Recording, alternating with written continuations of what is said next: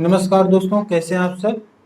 दोस्तों, इसके पहले की क्लास में हमने पास्ट कंटिन्यूअस टेंस के इंट्रोगेटिव नेगेटिव के वाक्यों को कैसे अनुवाद किया जाएगा इस चीज़ को अच्छे से समझा था और कुछ उदाहरण भी हमने सॉल्व किए थे।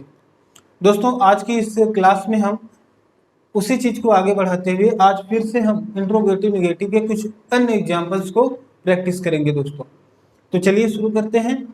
पिछली बार हमने लास्ट में एक एग्जाम्पल लिया था। चूँकि जो वीडियो बनाने की जो सीमा है 29 मिनट 4 सेकंड में, वो अपने आप कट कर जाता है। तो वो जो लास्ट में हमने एक एग्जांपल लिखा था वो पूरा नहीं हो पाया था, उसको फिर से ले लेते हैं। तो वो एग्जांपल क्या था कि किसने अपना कार्य पूरा नहीं किया, है ना। किसने अपना गृह कार्य पूरा नहीं कर रहा था। यहाँ पर कौन शब्द आएगा। हालांकि दोनों का मीनिंग एक ही होता है, लेकिन हिंदी के सेंटेंस के आधार पर इनको चेंज कर देते हैं। कौन अपना गृह कार्य पूरा नहीं कर रहा था। इस वाक्य को ध्यान से देखिए। इंट्रोगेटिव सेंटेंस है, केस थर्ड वाला है और इंट्रोगेटिव निगेटिव है। देखिए नॉट शब्द का प्रयोग यहाँ पर आया हुआ है। तो इसका अनुवाद करने के लिए आप सबसे पहले क्या करेंगे, हु लिखेंगे। हु। अब दोस्तों, हु जो सब्जेक्ट है, मतलब कि जो डब्ल्यू टाइप वर्ड है वही जो है यहाँ पर वह भी है। तो आप रिमेंबर कीजिए कि जो आपने स्ट्रक्चर लिखा था उसमें क्या किया था। तो who was not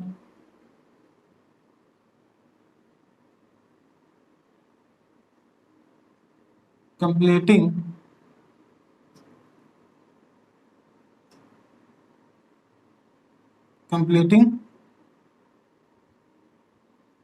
once homework.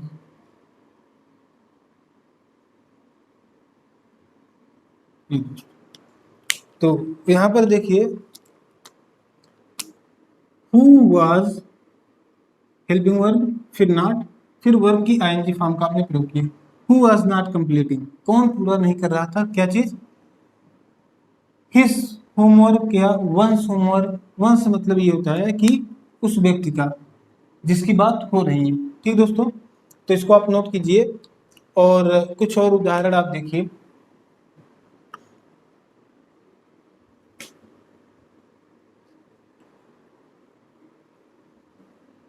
कुछ उदाहरण और देखिए। जैसे आप कुछ सर्च करते हैं, खोजते हैं, तो उस पर उदाहरण आप ले लीजिए। जैसे कौन शब्दार्थ नहीं खोज रहा था। यह दोस्तों, कौन शब्दार्थ नहीं खोज रहा था, तो इसका अनुवाद आप स्वयं से कीजिए। देखिए, who was not searching word meaning. यह है,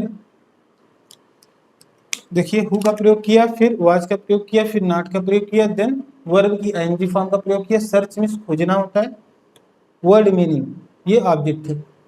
ठीक, who was not searching word meaning, तो ये इसका ट्रांसलेशन है। कुछ और उदाहरण आप देखिए कि सोचने के बारे में लिख लीजिए। हम लोग कुछ न कुछ सोचते हैं, ठीक, तो इसको इरेज करते हैं।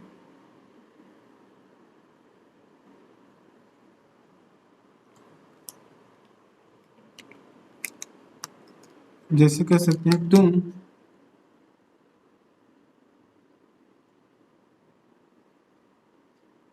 रेहान के बारे में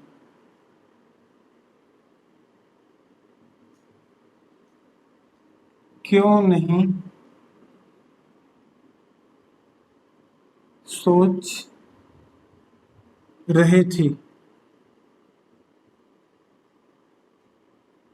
ये वाक्य है, किसी के बारे में हो सकता है आपका वहाँ पर ऐसा वाक्य लिखना हो जिसके बारे में आपको सोचना अनिवार्य हो या जरूरी हो, लेकिन आप उसके बारे में सोच नहीं रहे थे। तो देखिए, तुम रेहान के बारे में क्यों नहीं सोच रहे थे। अब देखिए, सोचना, थिंकिंग, ये आपका वर्ब है। क्यों, देखिए वाक्य के बीच में आ रहा है, यानी इसकी अंग्रेजी आपको सबसे पहले लिखनी होगी। और किस टाइप का है ये, सेकेंड टाइप का है। तो देखिए, सबसे पहले आप क्या लिखेंगे, वाई लिखेंगे, वाई, वाई वाज या वर। तो देखिए, यू शब्द सब्जेक्ट है, सब्जेक्ट कौन है, रेहान है या तुम है। देखिए, सोचने का काम कौन कर रहा है, तुम रेहान के बारे में क्यों नहीं सोच रहे थे। तुम शब्द जो क्या है, सब्जेक्ट है। वाई वर यू नॉट, देखिए सब्जेक्ट फिर नॉट फिर वर्ब की आईएनजी फॉर्म आप प्रयोग करेंगे यहाँ पर। Why were you not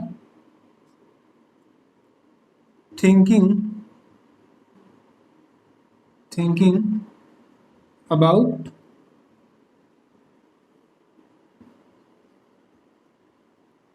Rehan. जी, तो दोस्तों इसको भी आप नोट कीजिए और कुछ और उदाहरण हम यहाँ पर लिखते हैं। चलिए,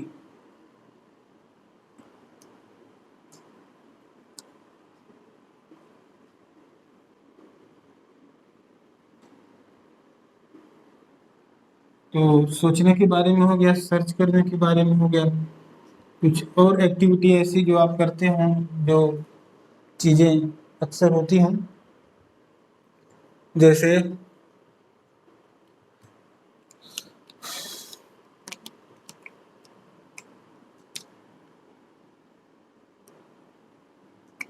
लिख सकते हैं कि गाना, नहीं गाना होना छोड़िए, कुछ कुछ और उदाहरण जो स्पेसिफिक हो ऐसे। हाँ, क्षमा करने की अंग्रेजी जिसमें आ जाए पार्डन, ठीक। तो ऐसा एक सेंटेंस बना लेते हैं, जैसे कि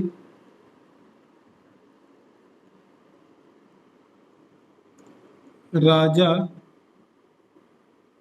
अपराधी को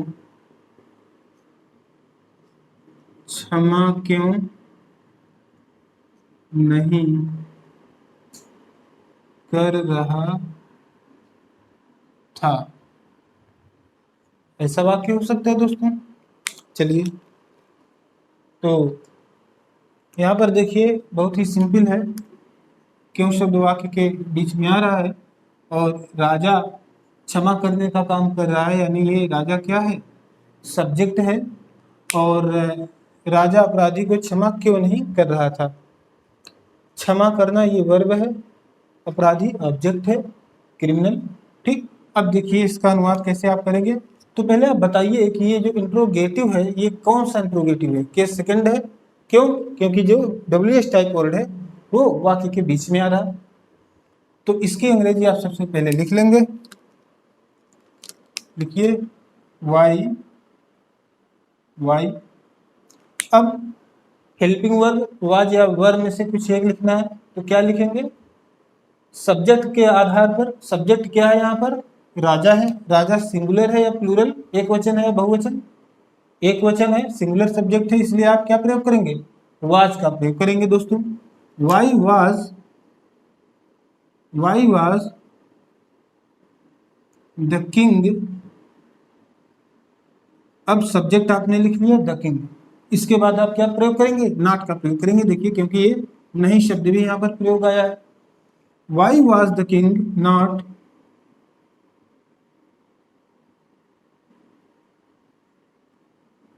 pardoning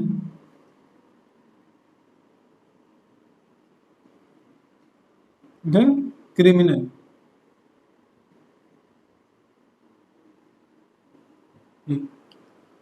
तो दोस्तों इसको आप नोट कीजिए और इसको ध्यान से देखिए। देखिए सबसे पहले आपने क्या लिखा, WH टाइप वर्ड लिखा, फिर हेल्पिंग वर्ब वाज लिखा, फिर आपने क्या लिखा, द किंग। तो ये जो द किंग है ये क्या है, सब्जेक्ट है। फिर आपने क्या किया, नॉट का प्रयोग किया दोस्तों, क्योंकि ये निगेटिव सेंटेंस है इसलिए आपने नॉट का प्रयोग किया। फिर आपने क्या किया, वर्ब की आईएनजी फॉर्म का प्रयोग किया। वर्ब की, ये मेन वर्ब है और इसकी आपने आईएनजी फॉर्म का प्रयोग किया है। उसके बाद आपने ये क्या लिखा है, ऑब्जेक्ट। ये क्या है, ऑब्जेक्ट। तो इसको आप नोट करिए दोस्तों, और ये आपके लिए बहुत ही इंपॉर्टेंट है। ठीक दोस्तों, तो इसको आप नोट कर लीजिए। चलिए कुछ और उदाहरण हम इस पर आधारित हम लेते हैं। ठीक, तो इसको आप नोट कीजिए, कुछ उदाहरण हम ले लेते हैं।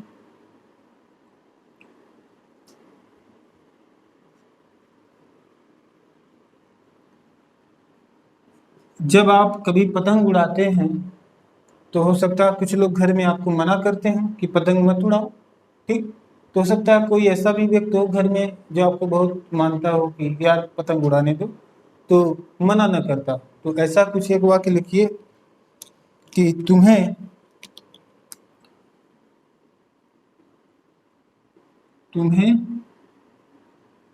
पतंग उड़ाने से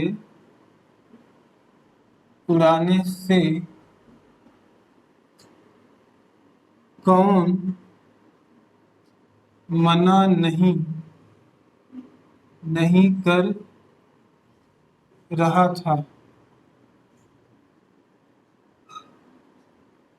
और आज के परिप्रेक्ष्य में अगर देखें तो ये वाक्य ये होना चाहिए, तुम्हें जो है गेम खेलने से कौन मना नहीं कर रहा था। क्योंकि आजकल आप लोग गेम बहुत खेलते हैं, पता नहीं क्या कौन सा उसमें जो है फायर क्या करके है सब। तो तुम्हें पतंग उड़ाने से कौन मना नहीं कर रहा था, इस वाक्य को देखिए ध्यान से। अब ये किस टाइप का है, मतलब केस फर्स्ट है या सेकंड है या थर्ड है, ये ध्यान देना है आपको। तो देखिए कौन शब्द आ रहा है, यानी केस थर्ड है। तो इसकी अंग्रेजी जो होती है हु, सबसे पहले आप लिखेंगे हु के साथ अब वाज या वह का प्रयोग। तो यहाँ पर मैक्सिमम केस में आप जानते हो वाज का प्रयोग करते हैं। वाज का प्रयोग करेंगे तो आपका कभी गलत नहीं होगा, लेकिन आप इससे भी इस वाक्य को पढ़ करके भी उसका सेंस लगा सकते हैं। तो कौन लोग, तो कहा नहीं गया कि कौन लोग मना नहीं कर रहे थे, ये कहा गया कि कौन मना नहीं कर रहा था। तो हु वाज, इसलिए आप यहाँ पर वाज का प्रयोग करेंगे, यानी जो हु है इसको आप सिंगुलर मान लेंगे। जो सब्जेक्ट है जिसको आप नहीं जानते उसको आप सिंगुलर मान लेंगे। हु वाज नॉट, मना करना। तो मना करना जो है एक, मना करना वर्ब है, क्या है, वर्ब है दोस्तों। इसकी अंग्रेजी होती है forbidding. Who was not forbidding you to fly kites. ये दोस्तों, who was not forwarding you to fly kites. सबसे पहले आपने हु का प्रयोग किया, फिर वाज, फिर नॉट, फिर वर्ब की आईएनजी फॉर्म का प्रयोग किया। आप इस बात का ध्यान देते रहिए, फिर ऑब्जेक्ट का, आप इस बात का ध्यान देते रहिए कि किस केस का जो है कि सेंटेंस है इंट्रोगेटिव नेगेटिव में, और हम यहाँ पर किस तरह से अनुवाद कर रहे हैं। इसमें आप बिल्कुल कंफ्यूज मत होइएगा।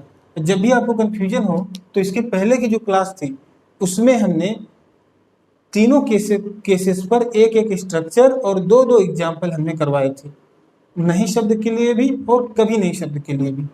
तो आप इसको नोट कीजिए, अच्छे से इसको नोट कीजिए। और कुछ और उदाहरण ले लेते हैं।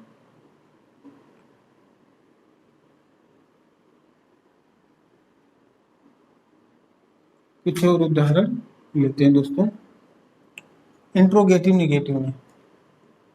जैसे एक उदाहरण हो सकता है,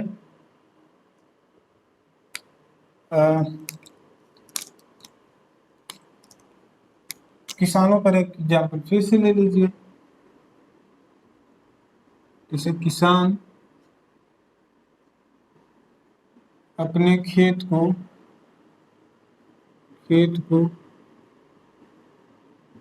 क्यों नहीं जोत रहा था।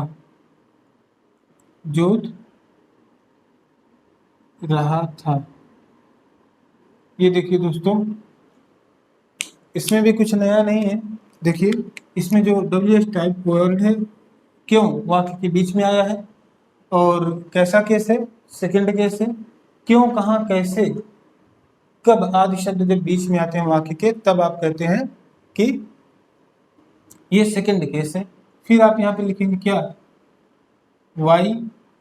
अब देखिए यहाँ पे जो किसान है वो सिंगुलर है प्लूरल है। तो देखिए, किसान अपने खेत को क्यों नहीं जोत रहा था। वाक्य को पढ़ने से ऐसा प्रतीत होता है कि ये किसान जो है ये सिंगुलर है, यहाँ पर ये सिंगुलर है। इसके पहले के एग्जाम्पल जब हम लिए थे तो वहां पर प्लूरल था। तो वाई वाज सिंगुलर होने के नाते हम वाज का प्रयोग कर रहे हैं। Why was farmer not ploughing, PLOUGHING, ploughing. Ploughing means होता है खेत जोतना। Why was farmer not ploughing his field. ठीक है दोस्तों, तो इस एग्जाम्पल को आप नोट कीजिए और ध्यान दीजिए कि जब सेकंड केस आता है तो आप सबसे पहले क्वेश्चन वर्ड लिखते हैं, फिर वाज या वेयर में से एक लिखते हैं, फिर सब्जेक्ट, और सब्जेक्ट के बाद नॉट, और फिर वर्ब लिखते हैं, फिर ऑब्जेक्ट। और जो आप लिखते हैं यहाँ पर सब्जेक्ट और जो आपका ये है वर्ब है, इसके बीच में आप क्या प्रयोग करते हैं, इसके बीच में आप ये नॉट का प्रयोग करते हैं दोस्तों। नॉट का प्रयोग कहाँ करते हैं, सब्जेक्ट, ये है सब्जेक्ट, और ये है वर्ब। वर्ब की आईएनजी फॉर्म आपने प्रयोग किया। तो इसको भी आप नोट कर लीजिए, इरेज कर दें। चलिए, जितना ज़्यादा आप जो है एग्जाम्पल नोट करेंगे दोस्तों, किताबों में तो एग्जाम्पल होंगे ही, लेकिन मैं ये कह रहा हूँ कि जितने मैंने टेंस के दौरान अलग अलग सेगमेंट में मैं डिवाइड करके आपको यहाँ करवा रहा हूँ, हर एक मेरी क्लास में आप उसको पार्ट वाइज पा रहे हैं। और इसका फ़ायदा ये है कि जब लास्ट वाला हम इंट्रोगेटिव निगेटिव कराते हैं तो उसमें हम सबको एक साथ मिक्स कर लेते हैं, तीनों केसेस को। इससे फ़ायदा ये है कि आप उन चीज़ों को आइडेंटिफाई करना भी आपके अंदर वो चीज़ हैबिट डेवलप हो जाएगी।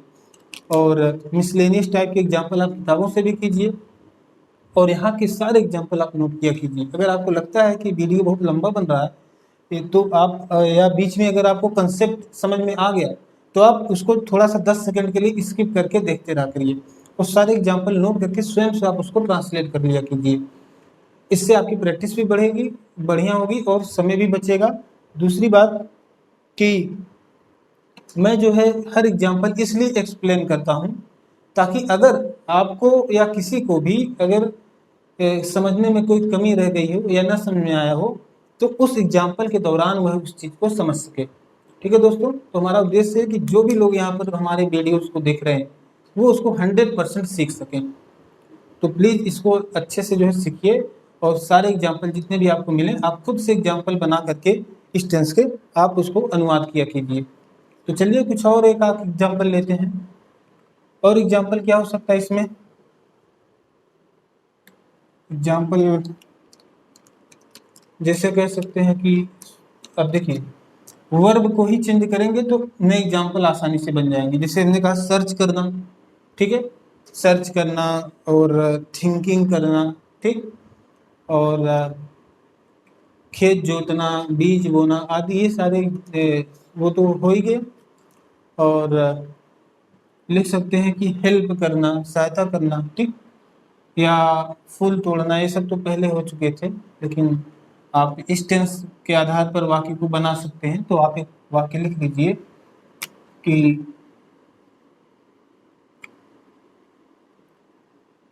कहाँ शब्द का प्रयोग हमने अभी नहीं किया इसमें, तो और कब शब्द का प्रयोग नहीं किया, ठीक। तो ये भी लिख लेते हैं कि जैसे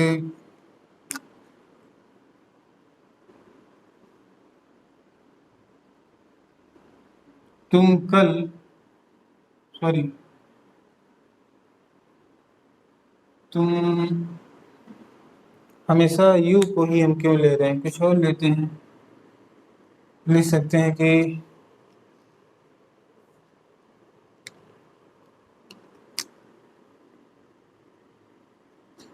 राम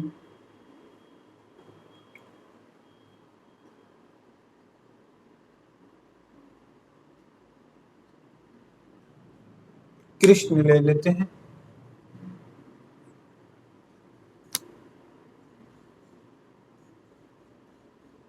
राम ही लेते हैं, चलिए। राम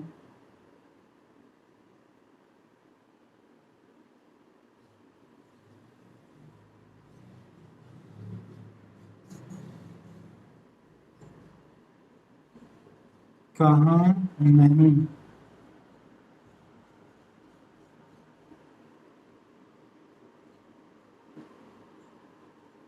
पढ़ रहा था।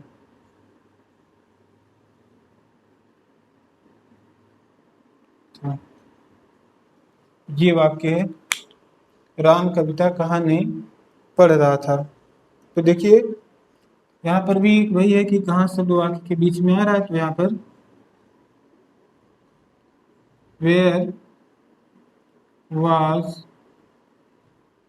राम नॉट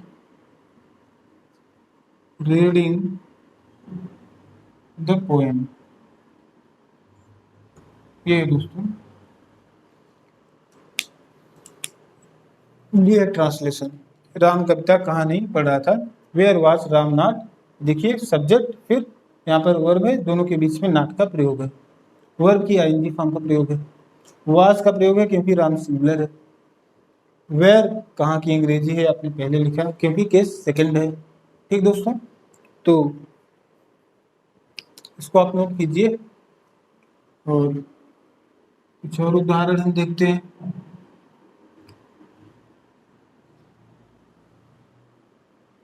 चलिए,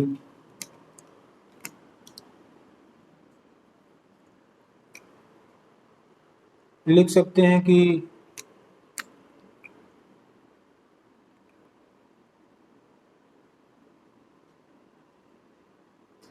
क्या वह तुम्हारी सहायता